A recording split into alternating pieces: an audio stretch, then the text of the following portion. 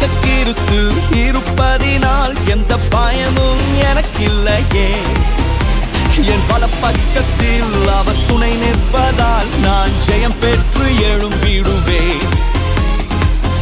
L Shaddai என் தெய்வமே, L ரோய் என் தகப்பனே.